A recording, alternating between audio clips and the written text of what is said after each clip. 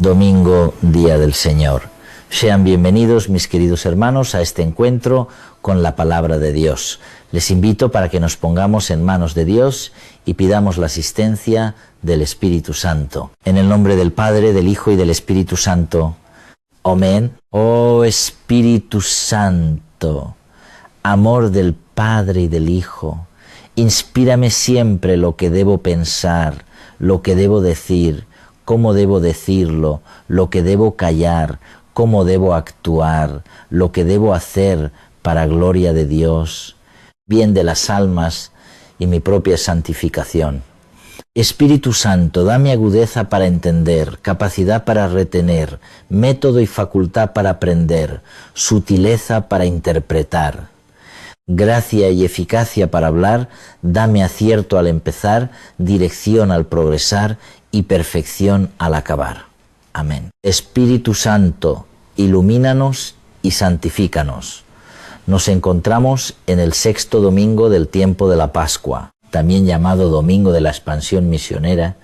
Hoy, en muchos países, se celebra el Día de la Madre, ¿cómo no? Felicitar a nuestras madres, quienes nos han dado el don de la vida, han cuidado de cada uno de nosotros.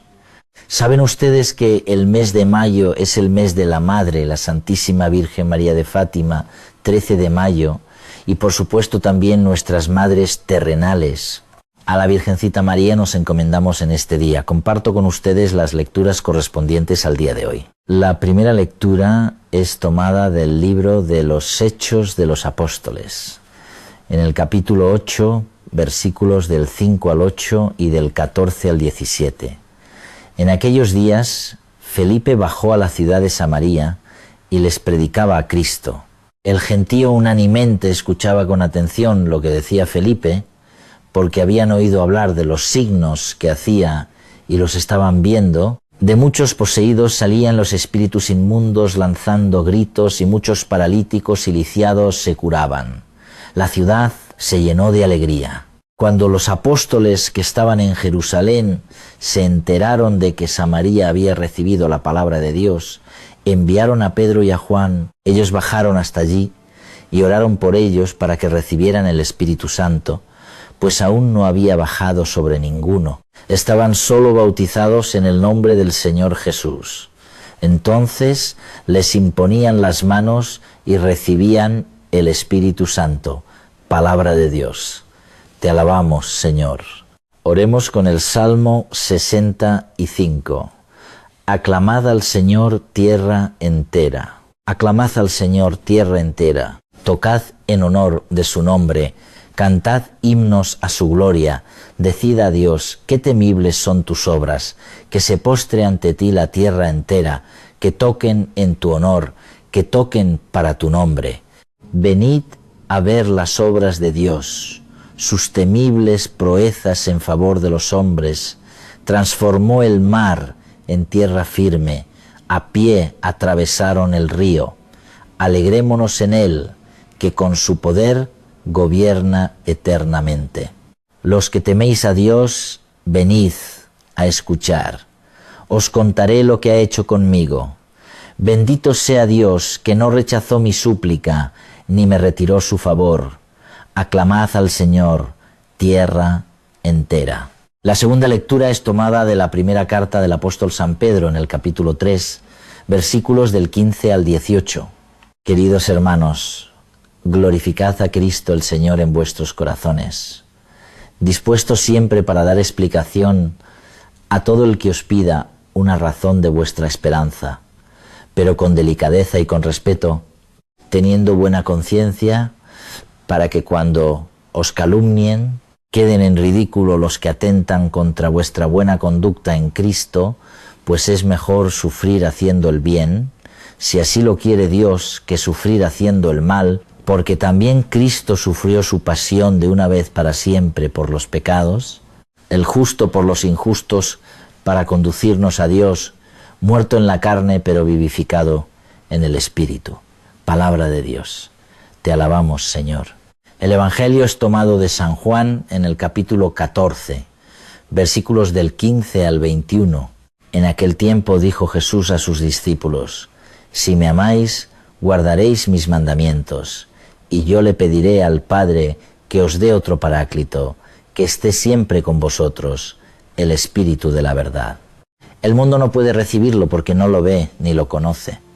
Vosotros, en cambio, lo conocéis porque mora con vosotros y está en vosotros. No os dejaré huérfanos, volveré a vosotros. Dentro de poco el mundo no me verá, pero vosotros me veréis y viviréis, porque yo sigo viviendo. Entonces sabréis que yo estoy en mi Padre, y vosotros en mí, y yo en vosotros. El que acepta mis mandamientos y los guarda, ese me ama. Y el que me ama será amado por mi Padre, y yo también lo amaré y me manifestaré a él. Palabra del Señor. Gloria a ti, Señor Jesús. Te damos gracias, oh Dios, por el don de tu palabra, con la cual nos alimentas en este día. Como siempre, mis queridos hermanos, las lecturas, el Evangelio del día domingo, son seleccionados para darnos a nosotros una enseñanza grande, profunda. Por eso quiero invitarles para que con espíritu de fe, para que con humildad y sencillez de corazón nos acerquemos a esta santa y divina palabra. La primera lectura tomada del libro de los Hechos de los Apóstoles nos está hablando de cómo se empezó a dar la expansión del Evangelio en los territorios paganos. La palabra de Dios nos presenta hoy el caso de Felipe. Felipe bajó a Samaria, predicaba a Cristo. Samaria era una región en su mayoría de paganos, de griegos, de hombres y mujeres que no eran judíos, no tenían la sangre de Abraham. Y dice la palabra que ellos escuchaban unánimemente la palabra predicada por Felipe. Habían escuchado hablar de los signos y no solamente escuchaban, sino que veían y constataban lo que Dios iba realizando a través de Felipe. Felipe es un hombre lleno de Espíritu Santo. Felipe se deja mover por el Espíritu de Dios. Indudablemente, mis queridos hermanos, que todo lo que iba realizando Felipe era guiado por el Espíritu Santo y que el Espíritu Santo quería que los paganos conocieran también el don del Evangelio, la alegría de la buena nueva de la salvación. Cuando Felipe predicaba, las personas veían cómo expulsaba a los espíritus inmundos, cómo salían huyendo.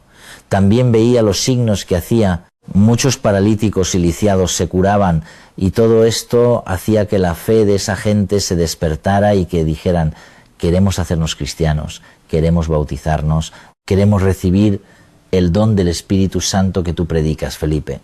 Lógicamente que Felipe no negó el agua del bautismo y dice que la ciudad se llenó de alegría. Muchos se hicieron bautizar. Cuando en Jerusalén llegó la noticia de que en Samaria habían paganos que se estaban convirtiendo al cristianismo, los gentiles se volvían cristianos. Enviaron a Pedro y a Juan. Ellos eran un equipo evangelizador. Estos dos apóstoles fueron a la prisión juntos, luego fueron azotados juntos y ahora van a Samaria a ver qué es lo que está pasando. Dice la palabra que enviaron a Pedro y a Juan. Ellos bajaron hasta allí y oraron por ellos. El poder de la oración, el poder de la intercesión. Pedro, el primer papa de la Iglesia, bajando a Samaria a visitar esta comunidad. ¿Qué es lo que está sucediendo allí? Pues que los paganos, los gentiles, se están convirtiendo, que se están soltando de las viejas costumbres, que están renunciando al pecado y se están volviendo hacia Jesucristo. Ellos se dieron cuenta de que habían recibido el bautismo, se habían hecho cristianos, pero todavía no tenían el don del Espíritu Santo. Por eso dice la palabra que oraron por ellos para que recibieran el Espíritu Santo.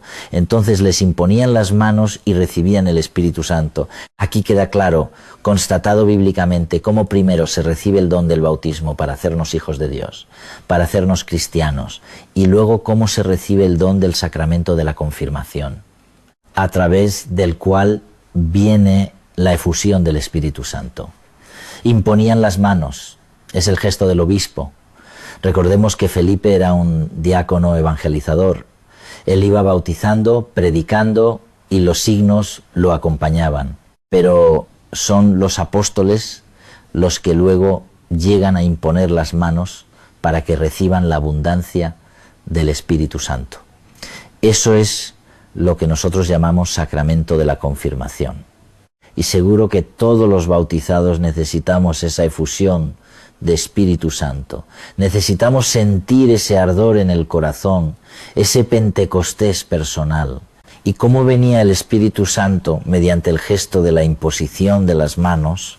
Oraban por ellos y recibían Espíritu Santo, recibían Espíritu de Dios, dones y carismas, recibían toda la efusión, toda la gracia mediante el gesto de la imposición de las manos.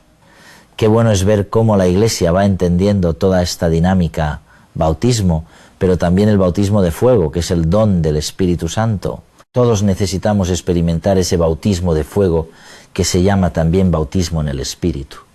Existe el bautismo de agua.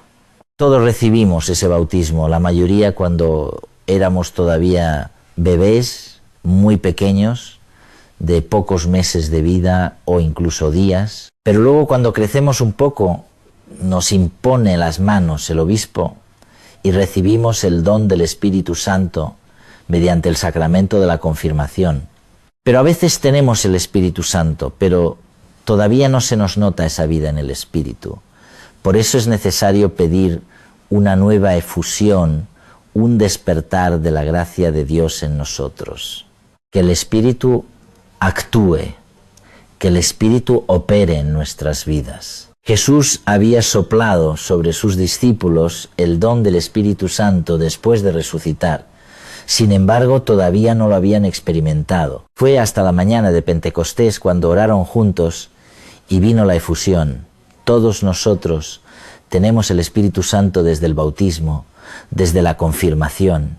Alguien dice, Padre, yo ya tengo toda la iniciación cristiana, bautismo, confirmación y Eucaristía, confesión, incluso matrimonio, pero quizás todavía no ha tenido ese bautismo de fuego, ese Pentecostés personal, esa efusión de Espíritu Santo. Por eso es importante hacer momentos donde pedimos como Iglesia esa efusión, ese derramamiento de Espíritu Santo, que es lo que llamamos bautismo en el Espíritu.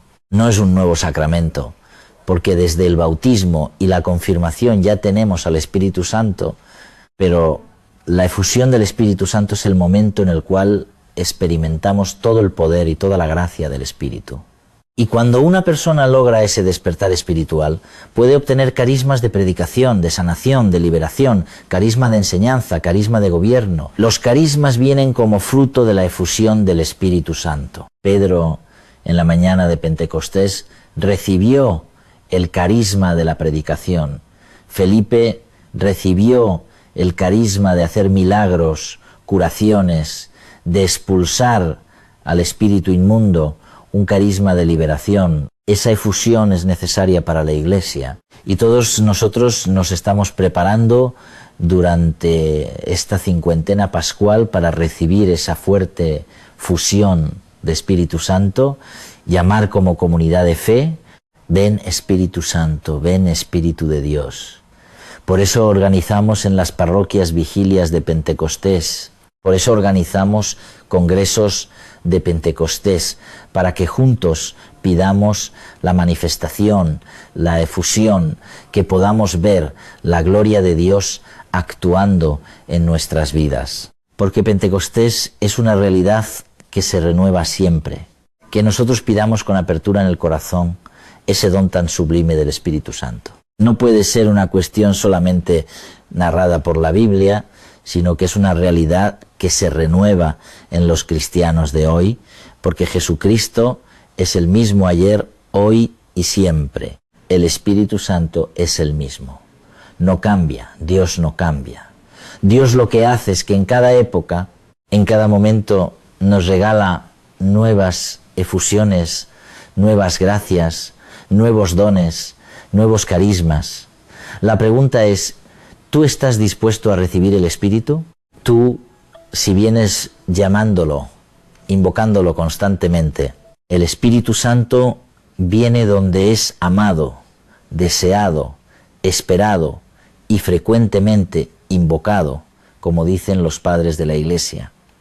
La segunda lectura del día de hoy tomada de la primera carta de Pedro, nos dice el apóstol: glorificad a Cristo el Señor en vuestros corazones, dispuestos siempre a dar razón de vuestra esperanza a todo aquel que os lo pida.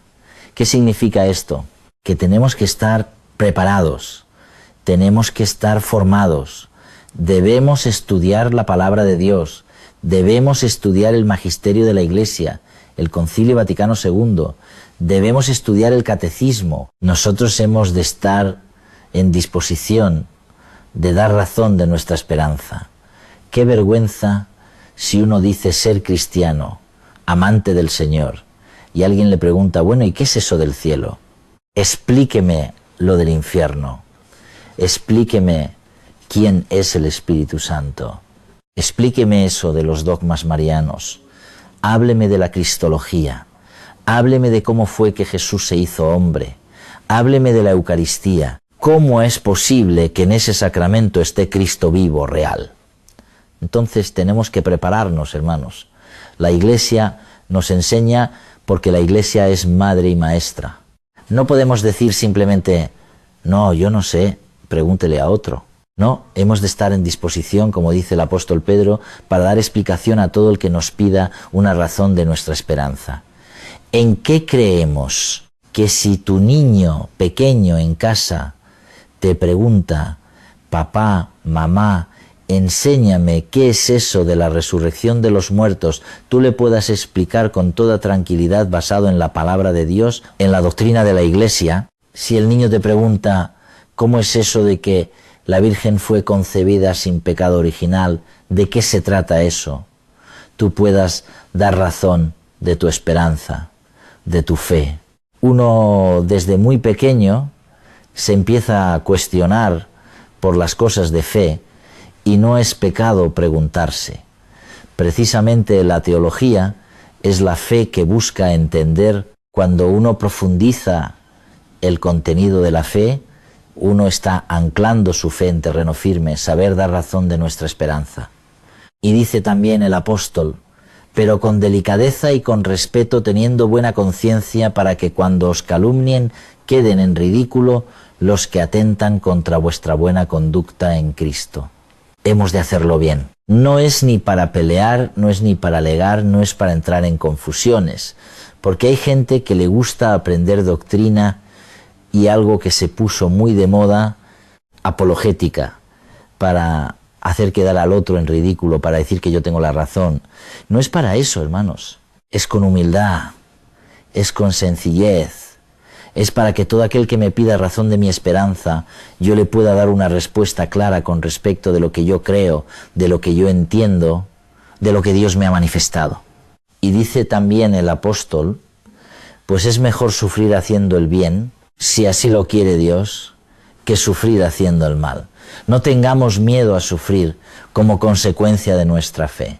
Recuerden, hermano, lo que decía el Papa Benedicto XVI: ustedes ya no van a ser mártires de sangre, van a ser mártires del ridículo. Habla de un martirio blanco.